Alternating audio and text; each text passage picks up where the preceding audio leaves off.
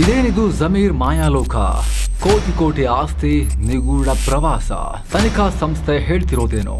ನಮಸ್ಕಾರ ಸ್ನೇಹಿತರೆ. ರಾಜ್ಯ ಕಾಂಗ್ರೆಸ್ನಲ್ಲಿ ಮೊನ್ನೆ ತನಕ ತುಂಬಾ ಪ್ರಭಾವಿ ಶಾಸಕ, ಮಂತ್ರಿ, ಉಪಮುಖ್ಯಮಂತ್ರಿ ಹುದ್ದೆಯ ಆಕಾಂಕ್ಷಿ, ಕಾಂಗ್ರೆಸ್ನಲ್ಲಿ ಮುಸ್ಲಿಂ ಮತಗಳನ್ನ ಸೆಳೆಯೋ ಮುಂಚೂಣಿ ಮುಖ ಅಂತೆಲ್ಲ ಕರೆಸ್ಕೊಳ್ತಾ ಇದ್ದ ಶಾಸಕ ಜಮೀರ್ ಅಹಮದ್ ಖಾನ್ಗೆ ಸಿಕ್ಕಾಪಟ್ಟೆ ಟ್ರಬಲ್ ಶುರುವಾಗಿದೆ. ಕಾಲ ಚೇಂಜ್ ಆಗಿದೆ. ಸಿಕ್ಕಾಪಟ್ಟೆ ಟ್ರಬಲ್. ಭ್ರಷ್ಟರ ವಿರುದ್ಧ ಸರಣಿ ಕಾರ್ಯಾಚರಣೆ ಮಾಡೋ ಲೋಕಾಯುಕ್ತ ಈಗ ಜಮೀರ್ ವಿರುದ್ಧ ಇದ್ದಕ್ಕಿದ್ದಂತೆ ಫುಲ್ ಆಕ್ಟಿವ್ ಆಗಿದೆ. Trouble shooter D K Shivakumar CM ಆಗ್ತಿದ್ದ ಹಾಗೆ ಜಮೀರ್ ಅಕ್ರಮ ಆಸ್ತಿ ಗಳಿಸಿದ್ದಾರೆ, ಇವರ ವಿರುದ್ಧ ತನಿಖೆ ಮಾಡಬೇಕು ಅಂತ ರಾಜ್ಯಪಾಲರ ಬಳಿ ಮನವಿ ಮಾಡಲಾಗಿದೆ. ಈಗ ಅಷ್ಟೇ ಅಲ್ಲ, ಜಮೀರ್ ತಮ್ಮ ವಿದೇಶಿ ಪ್ರವಾಸದ ಬಗ್ಗೆ ದೊಡ್ಡ ಸುಳ್ಳು ಹೇಳಿದ್ದಾರೆ, ಅದರ ಹಿಂದೆ ದೊಡ್ಡ ನಿಗೂಢ ಲೋಕವೇ ಇದೆ ಅನ್ನೋ ಆರೋಪನೂ ಕೇಳಿಬಂದಿದೆ. ಹಾಗಿದ್ರೆ ಏನ್ ನಡೀತಾ ಇದೆ ಜಮೀರ್ ಅಹಮದ್ ಖಾನ್ ಅವರ ಲೋಕದಲ್ಲಿ? ಎಲ್ಲವನ್ನ ಕ್ವಿಕ್ ಆಗಿ ನೋಡ್ತಾ ಹೋಗೋಣ. ನೀವು ನೋಡ್ತಾ ಇದ್ದೀರಾ ಮಸ್ಮಗ ಚಾನಲ್, ನಾನು ಅಮರ್ ಪ್ರಸಾದ್. 30 ಕೋಟಿಯ ಲೆಕ್ಕಾಚಾರ. ಸ್ನೇಹಿತರೆ, ಮೊದಲಿಗೆ ಜಮೀರ್ ವಿರುದ್ಧದ ಪ್ರಕರಣ ಏನು ಅಂತ ಹೇಳ್ಬಿಡ್ತೇವೆ. ಈ ಕೇಸ್ನ ಮೂಲ ಇರೋದು 2018ರಲ್ಲಿ ದೇಶಾದ್ಯಂತ ದೊಡ್ಡ ಸಂಚಲನ ಸೃಷ್ಟಿ ಮಾಡಿದ್ದ ಮಾನಿಟರಿ ಅಡ್ವೈಸರಿ IMA ಹಗರಣದಲ್ಲಿ. ಅವತ್ತು IMA ಮಾಲೀಕ ಮನ್ಸೂರ್ ಖಾನ್ ಜೊತೆಗೆ ಜಮೀರ್ ಅಹಮದ್ ಖಾನ್ ಆಸ್ತಿ ವ್ಯವಹಾರ ಮಾಡಿದಾರನ್ನೋ ಆರೋಪ ಕೇಳಿಬಂತು. ಇದರ ಬೆನ್ನಲ್ಲೇ ಜಾರಿ ನಿರ್ದೇಶನಾಲಯ ಅಂದರೆ ಇಡಿ ಅಧಿಕಾರಿಗಳು ಜಮೀರ್ ಮನೆ ಮತ್ತು ಆಫೀಸ್ ಮೇಲೆ ದಿಢೀರಂತ ರೇಡ್ ಮಾಡಿದ್ರು.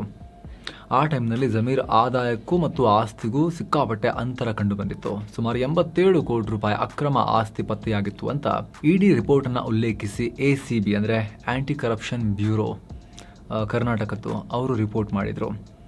ಇಲ್ಲಿ ACB ಯಾಕೆ ಬಂತು ಅಂದ್ರೆ, ಇವ್ರ ಮೇಲೆ ಅಧಿಕಾರ ದುರ್ಬಳಕೆ ಮತ್ತು ಅಕ್ರಮ ಆಸ್ತಿಗಳಿಗೆ ಶಂಕೆ ಇದೆ, ತನಿಖೆ ನಡೆಸಿ ಅಂತ ಅಂದಿನ ACBಗೆ ಇಡಿನೇ ಶಿಫಾರಸು ಮಾಡಿತ್ತು. ಆದ್ರೆ ಇದಕ್ಕೆ ತಡೆಯಾಜ್ಞೆ ಕೊಡಿ ಅಂತ ಜಮೀರ್ ಹೈಕೋರ್ಟ್ ನಿಂದ ಸ್ಟೇ ತಗೊಂಡ್ಬಂದಿದ್ರು. ಆದ್ರೆ ಇದಾದ ನಂತರ ಹೈಕೋರ್ಟ್ ACBಯನ್ನೇ ರದ್ದು ಮಾಡಿ ಬಿಸಾಕ್ತಲ್ಲ, ಭ್ರಷ್ಟರ ವಿರುದ್ಧ ಕ್ರಮ ಜರುಗಿಸುವ ಅಧಿಕಾರ ಮತ್ತೆ ಲೋಕಾಯುಕ್ತಕ್ಕೆ ಬಂತು. ಸಹಜವಾಗಿ ಹೈಕೋರ್ಟ್ನ ತಡೆಯಾಜ್ಞೆ ಕೂಡ ರದ್ದಾಯಿತು. ಈಗ ಅದೇ ಲೋಕಾಯುಕ್ತ ಜಮೀರ್ ವಿರುದ್ಧ ತನಿಖೆಯನ್ನ ಇದ್ದಕ್ಕಿದ್ದ ಹಾಗೆ ಆಕ್ಸಿಲೇಟರ್ ಒತ್ತು ಬಿಟ್ಟಿದೆ. ಈಗ ಕಳೆದ ಕೆಲ ದಿನಗಳಲ್ಲಿ ಲೋಕಾಯುಕ್ತ ಹೇಳ್ತಿರೋದೇನು, ಜಮೀರ್ ಅಹಮದ್ ಖಾನ್ ತಮ್ಮ ಅಧಿಕೃತ ಆದಾಯಕ್ಕಿಂತ 50% ಅಂದರೆ ಸುಮಾರು 25ರಿಂದ 30 ಕೋಟಿ ರೂಪಾಯಿಗೂ ಅಧಿಕ ಆಸ್ತಿಯನ್ನು ಅಕ್ರಮವಾಗಿ ಗಳಿಸಿದ್ದಾರೆ ಅಂತ ಲೋಕಾಯುಕ್ತ ರಿಪೋರ್ಟ್ ಹೇಳ್ತಾ ಇದೆ, ಆರೋಪ ಮಾಡ್ತಾ ಇದೆ. ಜಮೀರ್ 2005ರಲ್ಲಿ ಶಾಸಕರಾಗೋ ಮುಂಚೆ ಮೈಸೂರಲ್ಲಿ ಒಂದು ಸೈಟ್, ಸದಾಶಿವನಗರದಲ್ಲಿ ಒಂದು ಫ್ಲಾಟ್ ಮತ್ತು ಬ್ಯಾಂಕ್ ಖಾತೆಯಲ್ಲಿ ಸ್ವಲ್ಪ ಹಣ ಇಟ್ಕೊಂಡಿದ್ರು. ಆದ್ರೆ ಶಾಸಕರಾಗಿ ಸಚಿವರಾದ ತಕ್ಷಣ ಅವರ ಸ್ಥಿರಾಸ್ತಿ, ಚರಾಸ್ತಿಯ ಪ್ರಮಾಣ ದಿಢೀರಂತ ಏರಿಕೆಯಾಗಿದೆ. ಈಗ 20 ಕೋಟಿ ರೂಪಾಯಿ ಮೌಲ್ಯದ ಸ್ವಂತ ಬಂಗಲೆ ಹೊಂದಿದ್ದಾರೆ. ಪುತ್ರನ ಸಿನಿಮಾಗಳಿಗೆ ಹಣ ಹೂಡಿಕೆ ಮಾಡಿದ್ದಾರೆ. 4 ಕೋಟಿ ಖರ್ಚು ಮಾಡಿ ಮಗಳ ಮದುವೆ ಅದ್ದೂರಿಯಾಗಿ ಮಾಡಿದ್ದಾರೆ. ಇಷ್ಟೊಂದು ದುಡ್ಡು ಎಲ್ಲಿಂದ ಬಂತು ಜಮೀರು ಅಂತ ಲೋಕಾಯುಕ್ತರು ಕೇಳ್ತಿದ್ದಾರೆ. ಅಷ್ಟು ಮಾತ್ರ ಅಲ್ಲ, ಕೊರೋನಾ ಟೈಮ್ ಮೇಲೂ ಕೂಡ ಈಗ ಸ್ಕ್ಯಾನರ್ ಹಾಕಿ ಜಾಲಾಡಲಾಗ್ತಿದೆ.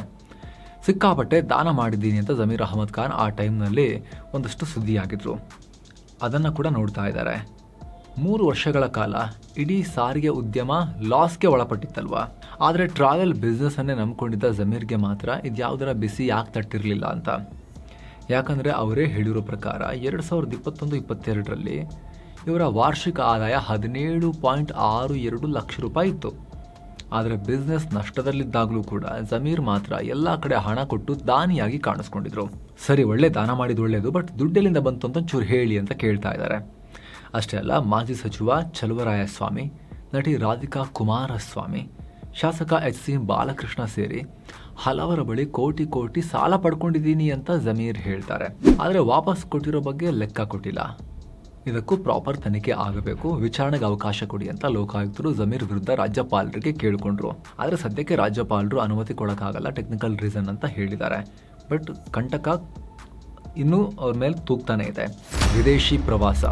ಜಮೀರ್, ನಾನು ನನ್ನ ಜೀವಮಾನದಲ್ಲಿ ಜಸ್ಟ್ 2 ಸಲ ಮಾತ್ರ ವಿದೇಶಕ್ಕೆ ಪ್ರಯಾಣ ಮಾಡಿದ್ದೆ ಅಂತ ಹೇಳಿದ್ರಂತೆ.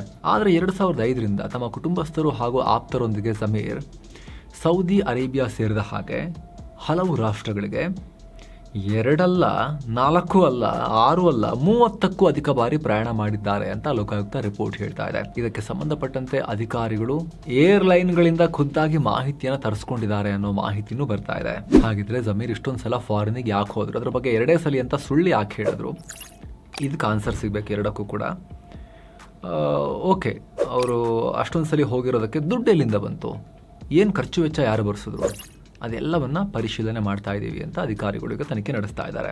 ಮಾಹಿತಿ ಪ್ರಕಾರ 10,000ಕ್ಕೂ ಅಧಿಕ ಬ್ಯಾಂಕ್ ಅಕೌಂಟ್ಗಳನ್ನು ಪೊಲೀಸರು ಜಾಲಾಡಿದ್ದಾರೆ.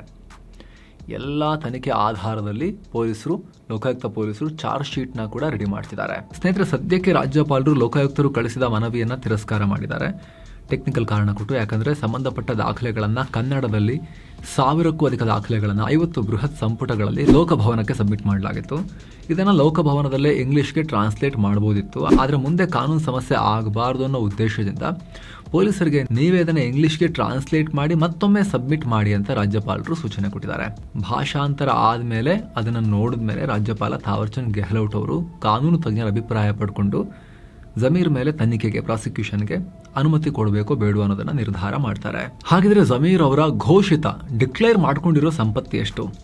ಅದನ್ನು ನೋಡೋಕ್ಕಿಂತ ಮುಂಚೆ ಸ್ನೇಹಿತರೆ, ನಿಮ್ಮಲ್ಲೊಂದು ಸಣ್ಣ ರಿಕ್ವೆಸ್ಟ್. ಮಸ್ಮಗ ಚಾನಲ್ನ ರಿಪೋರ್ಟ್ಗಳು ನಿಮಗೆ ಇಷ್ಟ ಆಗ್ತಾ ಇದ್ರೆ ವಿಡಿಯೋ ಕೆಳಗಿರೋ ಜಾಯಿನ್ ಬಟನ್ ಮೂಲಕ ನೀವು ನಮ್ಮ ಚಾನಲ್ಗೆ ಮೆಂಬರ್ಸ್ ಆಗಿ ಜಾಯಿನ್ ಆಗ್ಬೋದು.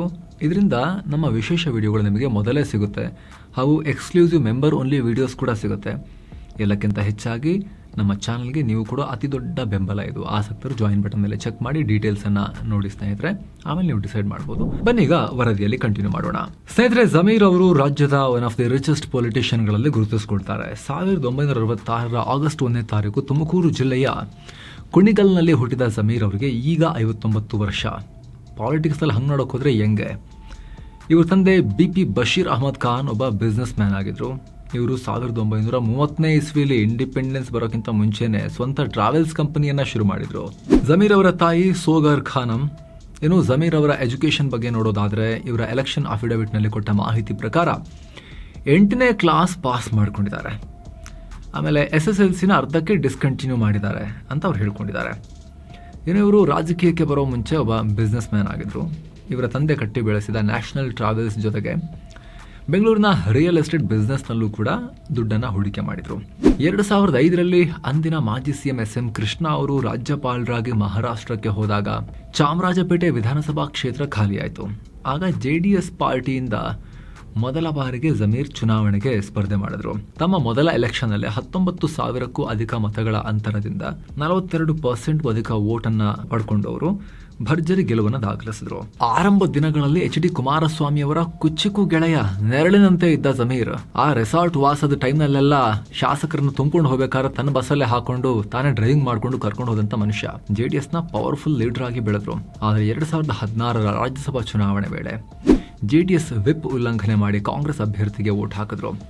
ಆಮೇಲೆ JDS ಬಿಟ್ಟು ಅಧಿಕೃತವಾಗಿ ಕಾಂಗ್ರೆಸ್ ಸೇರ್ಪಡೆಯಾದರು. ಆಮೇಲೆ 25 ಮಾರ್ಚ್ 2018ಕ್ಕೆ ಅಧಿಕೃತವಾಗಿ ಕಾಂಗ್ರೆಸ್ ಪಾರ್ಟಿಗೆ ಸೇರ್ಪಡೆಯಾದರು. ಕಾಂಗ್ರೆಸ್ ಸೇರಿದ ತಕ್ಷಣನೇ ಸಿದ್ದರಾಮಯ್ಯನವರ ಅತ್ಯಂತ ಆಪ್ತ ವಲಯದಲ್ಲಿ ಗುರುತಿಸಿಕೊಂಡ್ರು. ಸದ್ಯ 5 ಬಾರಿ ಶಾಸಕರಾಗಿ 3 ಬಾರಿ ಕ್ಯಾಬಿನೆಟ್ ಮಂತ್ರಿಯಾಗಿರೋ ಜಮೀರ್ ಈಗಲೂ ಚಾಮರಾಜಪೇಟೆ ಶಾಸಕರಾಗೇ ಇದ್ದಾರೆ. 2023ರ ವಿಧಾನಸಭಾ ಚುನಾವಣೆ ವೇಳೆ ಜಮೀರ್ ಅವರೇ ಡಿಕ್ಲೇರ್ ಮಾಡಿಕೊಂಡಿರೋ ಅಫಿಡವಿಟ್ ಪ್ರಕಾರ ಅವರ ಡಿಕ್ಲೇರ್ಡ್ ಆಸ್ತಿ 72 ಕೋಟಿ ರೂಪಾಯಿ. ಇದರಲ್ಲಿ ಚರಾಸ್ತಿಯ ಮೌಲ್ಯ 6.90 ಕೋಟಿ ರೂಪಾಯಿ. ಇದರಲ್ಲಿ ನಗದು, ಬ್ಯಾಂಕ್ ಡೆಪಾಸಿಟ್ ಮತ್ತು ಚಿನ್ನಾಭರಣಗಳು ಕೂಡ ಸೇರಿವೆ. ಇನ್ನು ಸ್ಥಿರಾಸ್ತಿ ಇಮ್ಮೂವೇಬಲ್ ಅಸೆಟ್ಸ್ ಮೌಲ್ಯ ಬರೋಬ್ಬರಿ 65.82 ಕೋಟಿ ರೂಪಾಯಿ. ಇದರಲ್ಲಿ ಇಂಟ್ರೆಸ್ಟಿಂಗ್ ಅಂದ್ರೆ ಶಿವಾಜಿನಗರದಲ್ಲಿರೋ ಇವರ ಕಮರ್ಷಿಯಲ್ ಮತ್ತು ರೆಸಿಡೆನ್ಷಿಯಲ್ ಬಿಲ್ಡಿಂಗ್, ಅದರ ಮಾರ್ಕೆಟ್ ಮೌಲ್ಯವೇ 63 ಕೋಟಿ ರೂಪಾಯಿ ಇದೆ. ಅದರ ಅಫಿಡವಿಟ್ ನಲ್ಲಿ ಅವರೇ ತಿಳಿಸ್ಕೊಂಡಿದ್ದಾರೆ. ಸೇಮ್ ಟೈಮ್ ಜಮೀರ್ 42.39 ಕೋಟಿ ರೂಪಾಯಿ ಸಾಲ ಇದೆ ಅಂತ ಹೇಳ್ಕೊಂಡಿದ್ದಾರೆ. ಇವರ ಆದಾಯದ ಮೂಲ ಯಾವುದು ಅಂತ ಕೇಳಿದ್ರೆ ಅವರೇ ಅಫಿಡವಿಟ್ ಸಲ್ಲಿಸಿರೋ ಪ್ರಕಾರ MLA ಸ್ಯಾಲರಿ ಮತ್ತು ಬಿಸ್ನೆಸ್ ನಿಂದ ಬರುತ್ತೆ ಅಂತ ಹೇಳಿದ್ದಾರೆ. ಇವರ ಕುಟುಂಬದ ಹೆಸರಲ್ಲಿ ಯಾವ ಕೃಷಿ ಭೂಮಿನೂ ಇಲ್ವಂತೆ, ಕೃಷಿಯೇತರ ಭೂಮಿನೂ ಇಲ್ವಂತೆ.